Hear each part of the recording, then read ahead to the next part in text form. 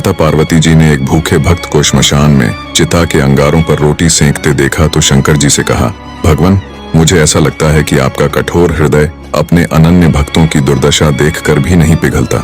उनके लिए भोजन की उचित व्यवस्था तो कर ही देनी चाहिए। महादेव ने हंसते हुए कहा, शुभ है, ऐसे भक्तों के लिए मेरा द्वार सदैव खुला रहता है, पर यदि कोई वस्तु दी भी जाए तो उसे स्वीकार नहीं करते, कष्ट उठाते रहते हैं। फिर ऐसी स्थिति में तुम ही बताओ मैं क्या करूं? माँ भवानी आश्चर्य से बोली, तो क्या आपके भक्तों को उदरपूर्ति के लिए भोजन की आवश्यकता भी अनुभव नहीं होती? शिव जी ने कहा, परीक्षा लेने की तो तुम्हारी पुरानी आदत है। यदि विश्वास न हो तो तुम स्वयं ही जाकर क्यों न पूछ लो, परंतु परीक्षा में सावधानी रखने की आवश्यकता है। भगवान शंकर के आदेश को देर थी कि माँ पार्वती भिखारिन का छद्मवेश बनाकर भर्तृहरि के पास पहुंची और बोली, बेटा, मैं पिछले कई दिन से भूखी हूँ, क्या मुझे भी कुछ खाने को देगा? अवश्य। भर्तृहरि ने केवल 4 रोटियां सेंकी थीं, उनमें से 2 बुढ़िया माता के हाथ पर रख दी। शेष 2 रोटियों को खाने के लिए आसन लगाकर उपक्रम करने लगे।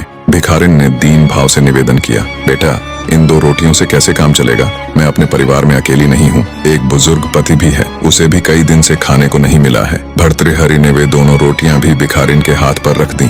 उन्हें बड़ा संतोष था कि इस भोजन से मुझसे से भी अधिक भूखे प्राणियों का निर्वाह हो सकेगा। उन्होंने कमंडल उठाकर पानी पिया, संतोष की सांस ली और वहां से उठकर जाने लगे। तभी आवाज सुनाई दी, वत्स, तुम कहाँ जा रहे हो?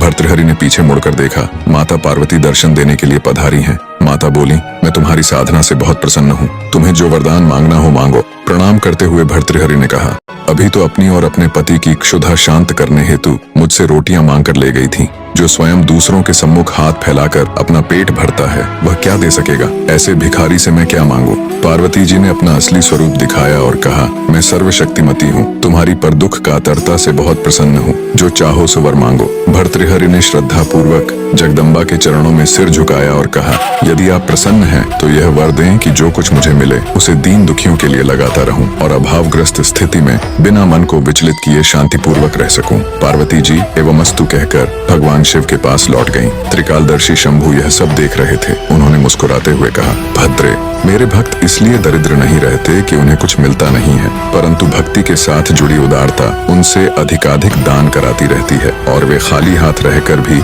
विपुल संपत्ति वालों से अधिक संतुष्ट बने रहते हैं।